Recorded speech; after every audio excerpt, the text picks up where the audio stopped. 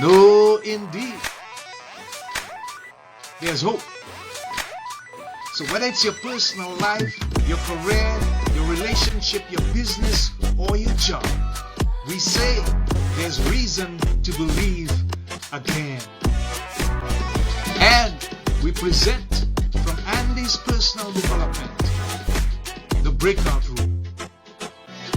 It's the place for health, happiness, and prosperity. Stay tuned for more.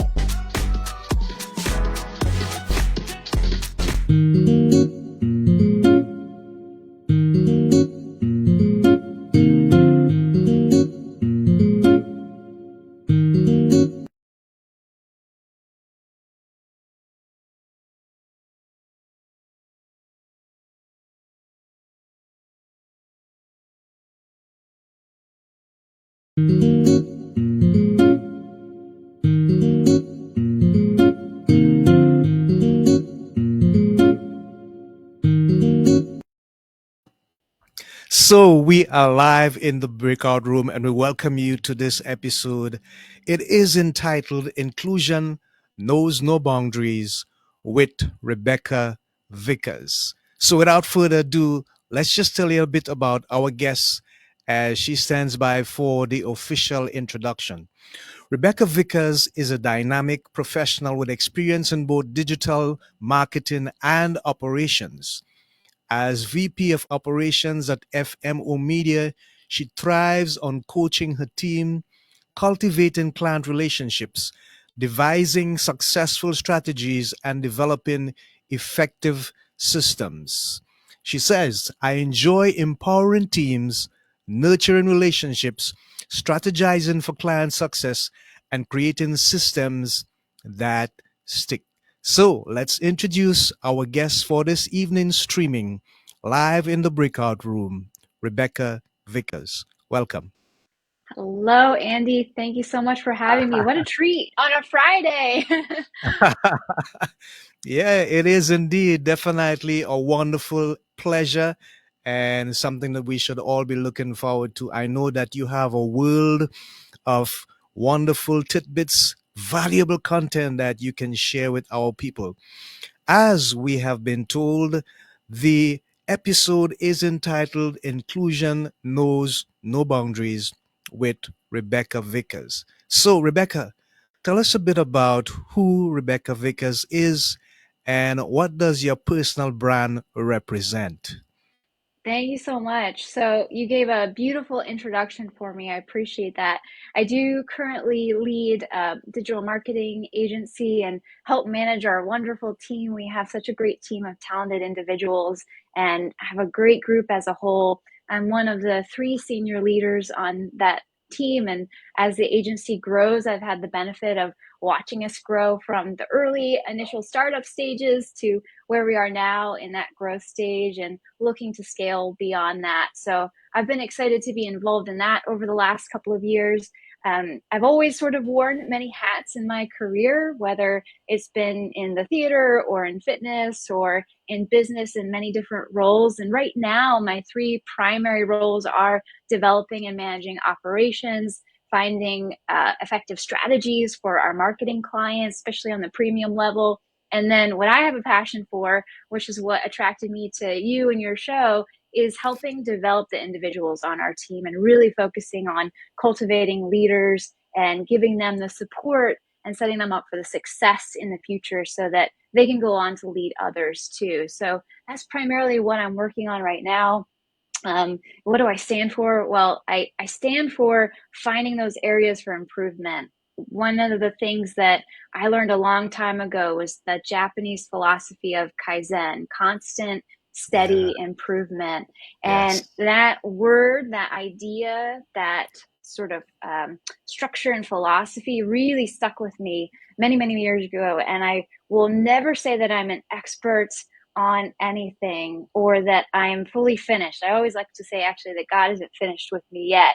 So I see that as a great way to remind myself that I'm a work in progress and practice makes progress. And it's really important for us to practice leadership on a daily basis. I like to consider my default as a servant leader and how am I stepping up to support the team. But then over the years, I've also understood that as a leader in different stages that your team or individuals are going through, you might have to take on different types of leadership roles for them in support Yeah, of them too. yeah. So that's where I'm still learning and growing and having fun along the way. It's definitely a good kind of challenge. And it allows me to form those relationships, not just with people on the team, but also with our clients too, because from a digital agency point of view, you're not just working with your team, you're looking out for your clients as well, especially for an operations role. So it's about crafting an experience as well. What's the kind of experience you want to create for your team as a whole? And what's the experience you want your clients to have? And I think that if you take care of your team, then your team is going to take care of the work and the clients that they have as well. So you really do want to create that nurturing environment that is inclusive. And that's where I think the idea for the title of this show came about, because it's something that's meaningful to me, and I've had the opportunity to talk a little bit about, and something that I think is so important when we're now in a more remote environment. Even the fact that you and I get to talk from our distances is a way to build that inclusivity and that connection with other people. And I don't want it to get lost when all we have is a screen. So that's Mm. one of my priorities as we train new people, as we grow new leaders, and as we look to create those better experiences overall for the people that we serve as a whole. Such wonderful, valuable tidbits already, Rebecca. Thank you so much. The things that stick with me are one, you said that practice makes progress. I believe Mm, that. I appreciate that. I feel that. And you also said that you are a continuous work in progress. And the third thing that really stuck with me is that you said when we take care of the team takes care of the business.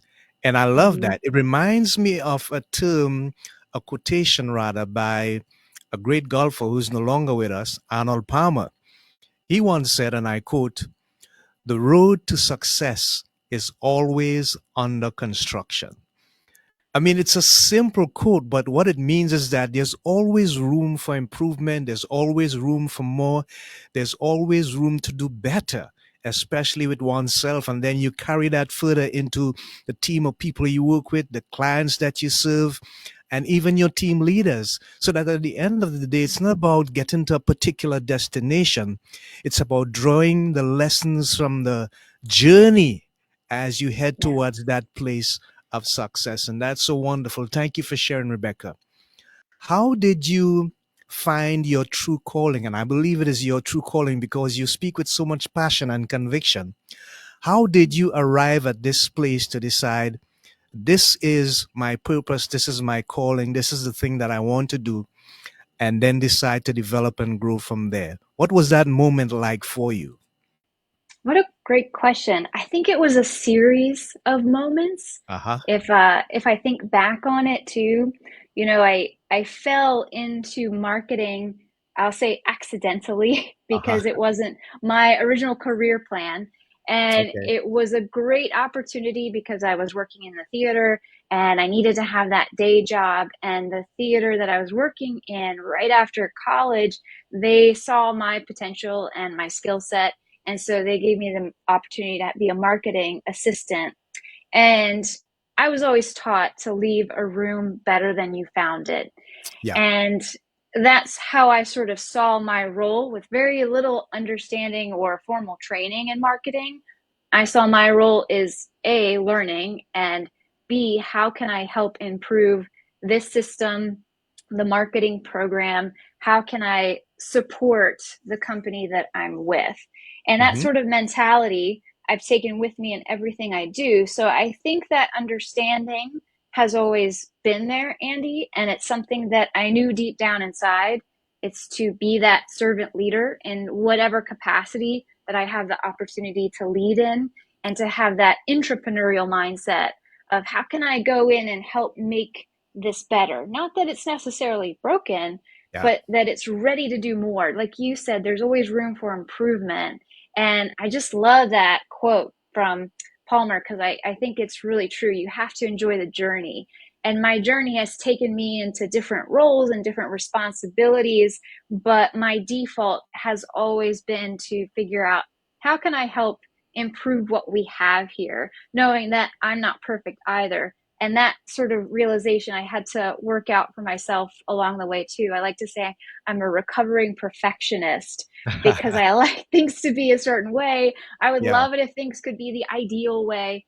I know that's not always true. So Yeah. the Yeah. realist in me is Yeah. also there, but I think I've always had that realization, and it's been something that has grown with me. And the more responsibility I've taken on, the more opportunity I've had to impart my experience and to help guide and coach others.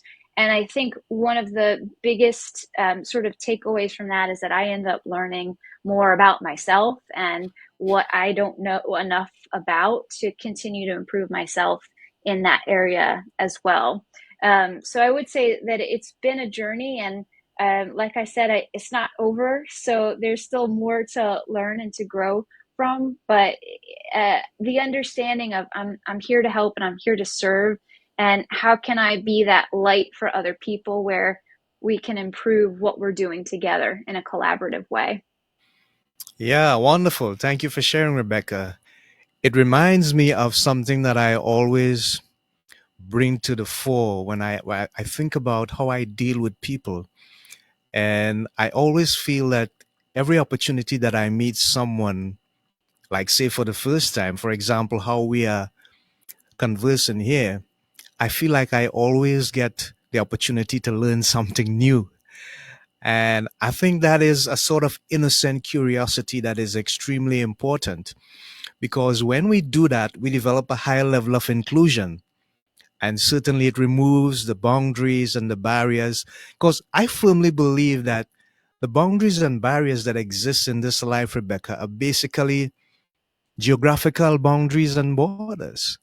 Other than that, Yeah. anywhere in the planet that you go, there's another human being like yourself who deserves to be here and has the opportunity to excel and be the best version of themselves. But you are the one that is in the spotlight right now.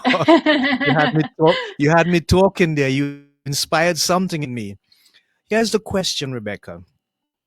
What are some of the challenges that you currently face in your calling, in your work, in your profession, with regards to getting the message across to people? And how do you deal with those challenges? Mm, that's a lovely question because I think it can be an ongoing challenge for a lot of leaders. Yeah, And I love the inspiration you got to because I believe that as well. Everybody has a right to be heard and have a yeah, voice and to be understood. And that yes, curiosity should lead us to getting more insight too, right? yes, And yes. so I think it can often start with understanding why isn't the message coming across? If I feel like I'm delivering the message, why might it not be coming across? Mm-hmm. And there's some internal reflection that you can take. I like to take responsibility for the fact that maybe I wasn't clear and concise and explain the why behind the message that I'm imparting. That Right. Simon Sinek, start with why, Yes, right? yes, It's so yes. such valuable advice for all of us. Um, and then I think, looking to the other person, and whether it's a group that you're talking to or an individual, are you being clear enough for them to understand you? And are Mm-hmm. you communicating it in ways that they can absorb the message too? Because everybody learns and picks up information a little bit differently. Yeah, And as leaders, one of the ultimate things I think we can do is communicate and have that transparency being context around the message that we're relaying. And if you're not communicating often, then you're not being responsible for that messaging. And you need to consider the channels that you're relaying that message on to. I like to think of it as I'm responsible for the message itself and the communication. So I need to be responsible for making sure it gets to the person and not responsible for them hearing me. because people might take a little bit of time to absorb something. And I think we all probably know that repetition is key. And that reminds me of it reminds me of an experience I had in the theater. Actually, we were onboarding interns constantly every summer, and one of the leaders of the program, she sort of threw her hands up at one point and said, I feel like a broken record. I keep Mm, saying the same thing and nobody's listening. yeah. And it dawned on me at the time, and it dawned on me again not too long ago, that everybody was new every summer, but her message was the same. And for Yes. her, she felt like she was constantly repeating herself and not moving the needle forward. But for that person who was new, they were only hearing it for the first time. And so Yeah. I think we also have to consider that too, right? Is this message being said to someone for the first time? Or is this something that hasn't resonated yet because you haven't found a way to communicate that Yeah. message? Yeah. And then I think, the other sort of thing about communication and messaging is, you have to frame it. So not just start with the why, but you have to frame it and find ways of delivering it strategically to the group that you're speaking with, because some messages do need to be imparted to a group and some messages do need to be imparted to individuals. Another experience and story also happened in the theater, but I've seen it elsewhere. And that was the message that needed to be shared was really meant to be shared with a person. And the person that needed to hear it sat in the meeting, but they didn't understand that that message was for them because it was being communicated generally. And everybody else in the meeting was left wondering, is this message for me? Am I not doing something right? Am I doing something wrong? I was included in that thinking, oh my goodness, I must have forgotten something or I wasn't responsible. And so what I've seen from that oftentimes is that you're trying to deliver a message to a group, and most of the group doesn't necessarily need to hear that message, but the one person who does not realize it's for them. So I Yeah. would also consider, who are you really delivering the message to? Who is your intended audience? And do you need to set aside some time to speak with them directly? And, is that group a group that needs that message delivered repeatedly? Or is it something you can communicate in other ways and other channels for them as well? Yeah. Wow. That's a lot, Rebecca. Thank you so much for sharing. It reminded me of a very skillful teacher I had once, and she had this very unusual method that at times she would separate the class and we'd be a bit puzzled. And so we thought that a certain section was the fast learners and another section was the slow learners. But then it had more than two sections. And what we recognized over time is that with one section, she was doing a story. The other section, she was doing pictures. And the other section, she was doing a video. And what she was able to do, Rebecca, is to recognize how these people, individual and collectively, were able to actually absorb the information. And you said it, everybody can get the same message, but everybody will not receive the same message at the same time in the same way. And it is important upon leaders, if they want to work towards inclusion, to know their people so that you would know how to properly communicate effective and efficiently enough so that people would understand where you're coming from, because that understanding means then that whatever you are transcending towards them, they will embrace and they will accept, and that will cause the job to get done, the project to be completed, as the case may be. So hats off to you. I really appreciate that. Thanks a lot. So as we look at that, the question that I really want to look at now is, what does successful inclusion look like, let's say, in a remote working environment? Mm. So I think success is the visible collaboration of a team in a remote environment where people are working together in a healthy way. You see people interacting in a group or in a small group, doesn't have to be a very large group, but you see people are interacting in a healthy way with each other, sharing information, following up, staying organized with each other too, and finding ways to help each other. I think the other aspect of that is the encouragement side, and seeing your team cheer other people on, cheering individuals, cheering other teams on, because that is I think sometimes an overlooked aspect of collaboration is the encouragement and camaraderie that actually occurs, and not simply just the productivity from the team either, right? And you Yeah. have to create that environment where people can find some commonality, also have that Mhm. curiosity, back to the curiosity again, for each other, and want to get to know each other. And it can take a while to build that. It doesn't happen overnight. But when you do build that, it's so awesome and cool, and what a privilege to be able to see team members cheer each other on and want the best for everybody. One of the things I like to share, especially with new team members that we're onboarding, that if one person on our team wins in whatever they're doing, then everybody else has the opportunity to also have a win and have success. And so you're really not in competition with each other. You're only in competition with yourself. So how are you bettering yourself, right? Yeah. And Yeah. so when you remove the competitive nature of I have to be better than the other person, or I have to one up that other person, or catch that other person doing X, Y, or Z, then you leave room for true collaborative curiosity and creativity. And that sparks more innovation too, because then your team is willing to work together. Getting back to the improvement, Yeah. they're willing to work together and find new innovative ways of doing things. I also think too, a lot of what can happen in any kind of group environment is gossip, backstabbing, throwing people under the bus. I make it really clear to people on their first day, we do not tolerate any of that.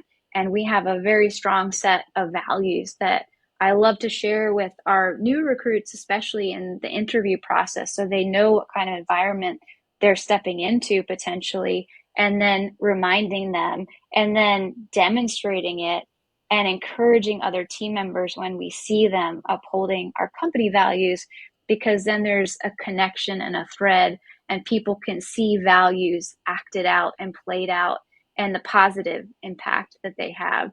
So there are a couple of different elements there, but I really think at the heart of it is having a strong culture of people that appreciate each other, encourage each other, and are all working towards the same goal.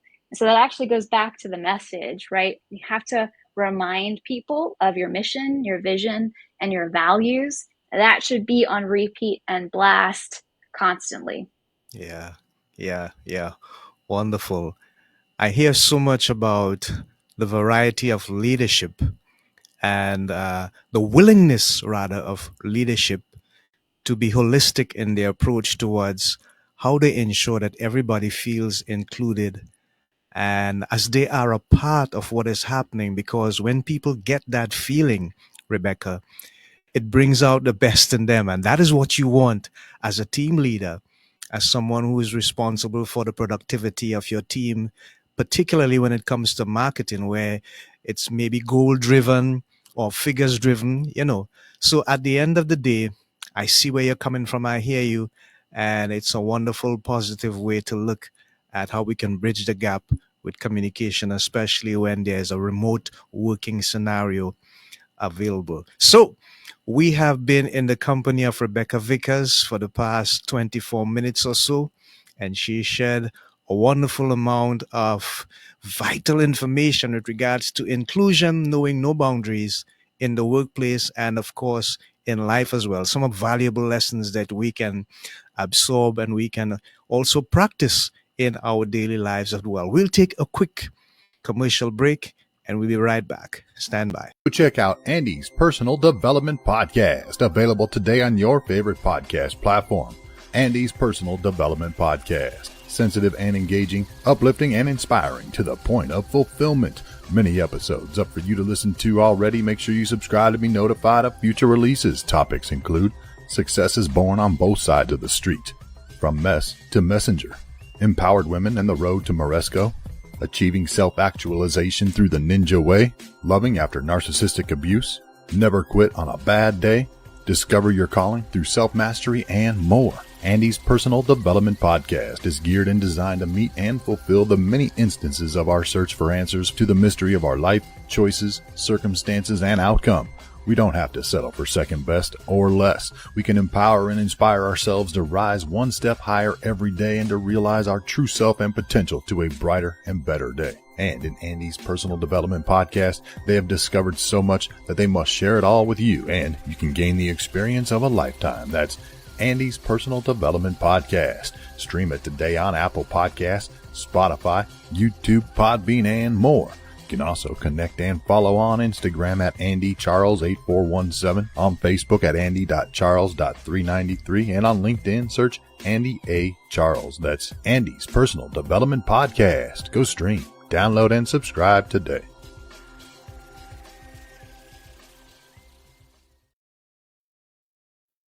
Yeah, so welcome back.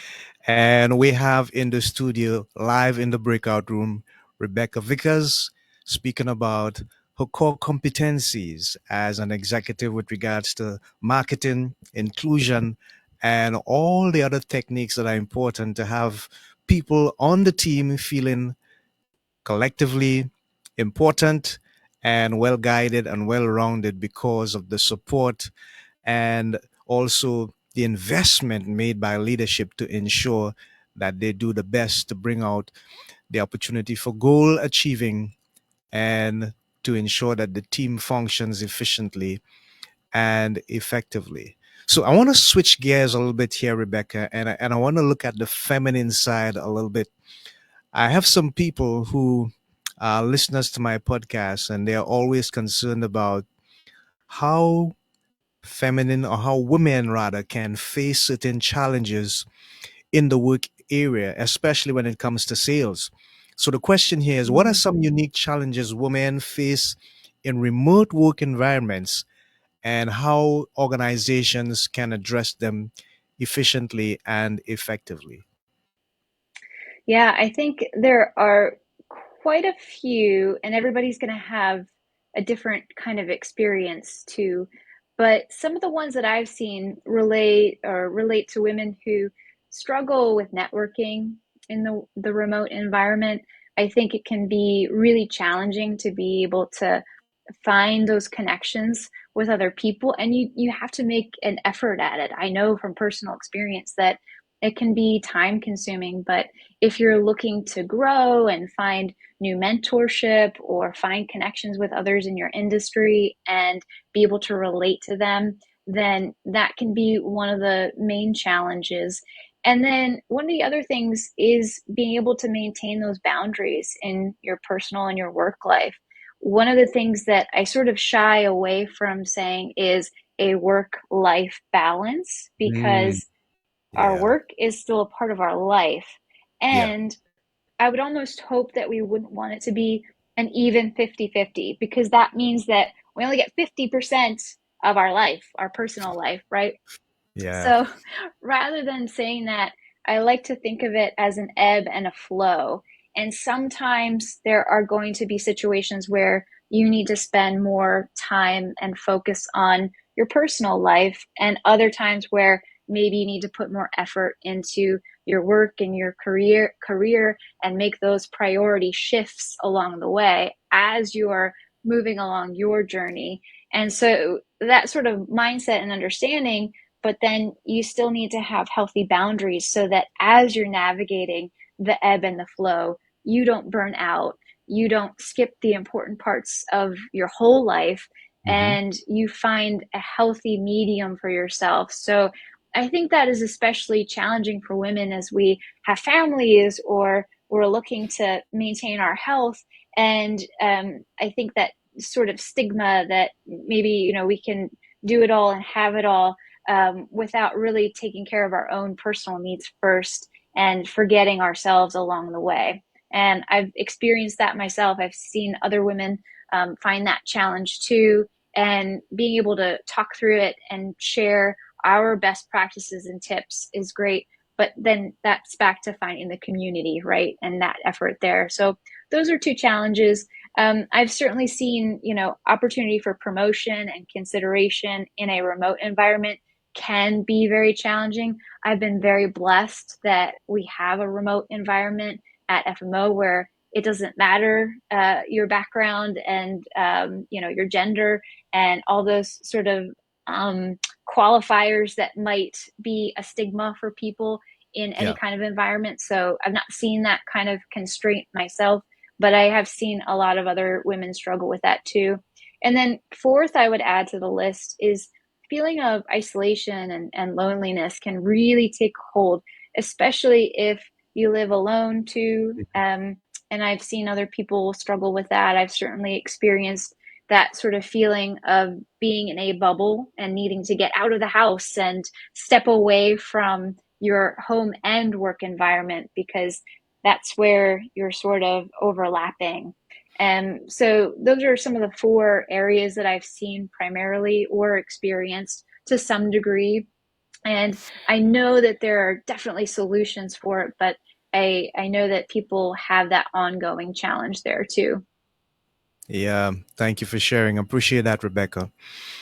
I've been looking at the actual work environment, the physical work environment, and we have a tendency, and I think this is probably a worldwide challenge, where in some areas it is harder for a woman to compete for promotion rather than a man. And that's a sad thing because they basically do the same function. They basically have to have the same qualification or probably the same level of experience. But at the end of the day, how do women have this mindset that they don't have to do really more or extra or compete harder or work longer hours, but that they have the equal opportunity as everyone else? There's no gender bias. It's just a matter of commitment, hard work. Maybe it's just the record speaking for itself with regards to how many sales you can drive. But whatever the criteria is across the board, that there's some level of commitment to clarity, and Mm. there's no ambiguity simply because you're female. What kind of mindset would you advise women to have if they should face those challenges in the physical workplace as it is? Well, I think there are a couple of things, and some might depend on the workplace itself, Right. right? So if the workplace is a really toxic environment and they aren't inclusive and they are not practicing best hiring or promotion practices, and they really are following a bias, then that can be really challenging, right? And Okay. I Yeah. I have seen a lot of people close to me go through that, and Hmm. their best way was finding a new position or finding a new opportunity for themselves where they would be supported because you can't change other people, and it's very hard to go in and change a system as just one person, right? That said, I think that it's important for us to be heard and have that voice, like you were saying in the beginning, right? Mhm. And to be really clear about the work that you're doing and the value that you offer and not shy away from that. And I think it's important to make sure that you are not necessarily documenting in a regimental sort of way, but documenting the work that you're doing and being proud of the achievements that you are actioning on as an individual. And remember that as you do step into other roles with more responsibility, your success as an individual then transitions into the success of a team too. So for any women that are out there that are looking to for that next step, it can be quite a challenge just navigating what it means to step into a management or a leadership role. So I would demonstrate the work that I'm doing and the value that I'm giving, and I would prep myself and start thinking about how can I take on some of those tasks that maybe are on my boss's or my supervisor's plate that I can take on and help relieve them of, to show them that I am ready and willing and capable and excited for the challenge ahead of me, rather than waiting for somebody to give you that promotion. Mm. And I've been very blessed, like I said, to be in an environment where everybody is rewarded and we're looked at for our skills and abilities and the value that we give, and not whether we're male, female, our race, or any kind of personal bias, right? But that's a very rare situation. So I know that I fell into a really great opportunity for myself, and be able to share that with others too. But I've also been in similar situations that others might be struggling with, where they feel like they're stuck in limbo and they're not sure how to move forward. And that's when I encourage people, don't wait Yeah. for somebody to give you a title. Don't wait for that promotion, but take on the mantle of a leader, because you can be a leader in just a project that you're managing. You can be a leader of the group without having that title. So while it might feel a little bit more of a challenge or a struggle, if you're in that environment where there will be a time for you, don't wait for the opportunity to show your value and to demonstrate it for others.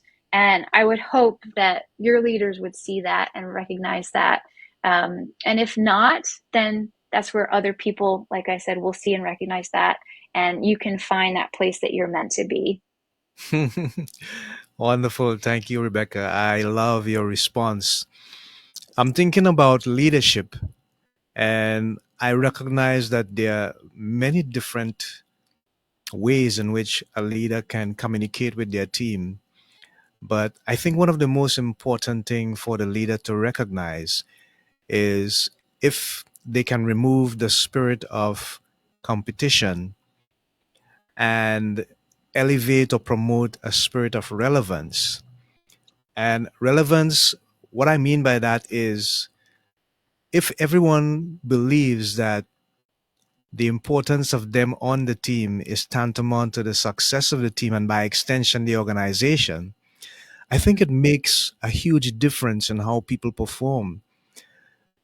The human body, for example, if I need a glass of water and I'm the feet, I need the hands when I reach by the fridge to get the glass of water from the fridge, Yes. without which I cannot do it.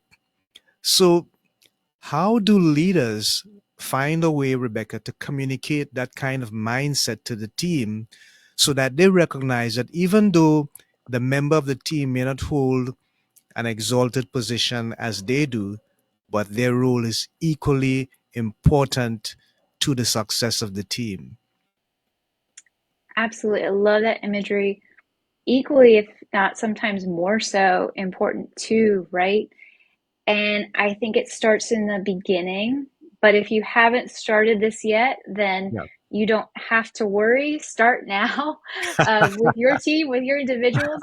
But I have learned that it does start at the beginning with that new team Right. member and Right. that onboarding session. And the onboarding session, I have a multifaceted role, and then I have the privilege of onboarding new team members and working with our HR team to make sure they are onboarded smoothly and they understand our values, and helping to oversee that. So I get some extra glimpses and input and insight.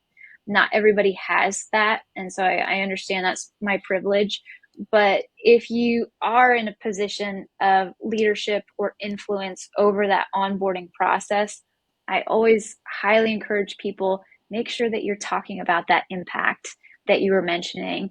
And I love visuals too, because Yeah. like we were talking about earlier, people need to see and hear and read. So Yes. talk to them about their role and the responsibilities in their role, and what are those essential job functions that only they are doing, or maybe there are multiple roles, but only that role does. And there's that word impact, the Hmm. impact that it has on the rest of the team Yeah. and the work, so that you understand how important you are. When I was in the theater and working full time there, one of the things that I would run into sometimes is actors who would feel like they had a very small part and it was not significant to the Yeah. story. Yeah. And if anyone knows a good story, there can be very small parts that matter greatly to Yes. the movement of the plot, the character development, the trajectory of the hero. And so one of the things I had taken away from that experience is that there are no small parts, only small actors. So Yeah. you need Yeah. to be fully embracing whatever Yes. part you have to play because your Hmm. impact can be so much greater than the size of what your role is defined as. Yeah. That's huge. That's huge. Thank you so much, Rebecca. That's really huge. I love it. I'm sitting here and I'm listening to you and I'm thinking that you have a great passion for people. And I want to expand what we are speaking about to look at it from a worldly perspective. We have so many challenges in the world today, and more than ever, there seems to be a widening gap between those who are living a life of what you may call luxury, as opposed to those who have to hustle basically every day just to pay bills and put food on the table and stuff. And the media isn't helping because there's always the wars and the rumors of wars and people being displaced. They have to tote their belongings on a knapsack or something on their backs. And it's sad. If there's one thing, Rebecca, that you think we should not have to deal with in the world, and in your opinion, it would be a better place for all of us to live in, what would that one thing be? Would it be racism, poverty, Mhm. the fact that some people just can't find jobs, cancer? What would it be for you? All of the above, all the things. But if I have to choose one, um, I think I would say war, disagreement, Mm, yeah, because I think yeah, that's where a lot of, we're talking about racism, that yes. is a war. Um, Hmm. I think if we can work together, then you can solve a lot of those other problems too. Yeah. And it takes that collaboration. So flipping it on the positive, could we have a more collaborative humankind that Hmm. are out for the betterment of mankind? Yeah. Wonderful. I love it. I love it. So we just have about 2 minutes to go. And I want to ask you three questions, and it's going to probably help you relax a lot. Are you into sports, by the way? I am. I live in Atlanta and I love the Ah, Braves. the I Braves. absolutely love the Yeah. Braves. What about the Hawks?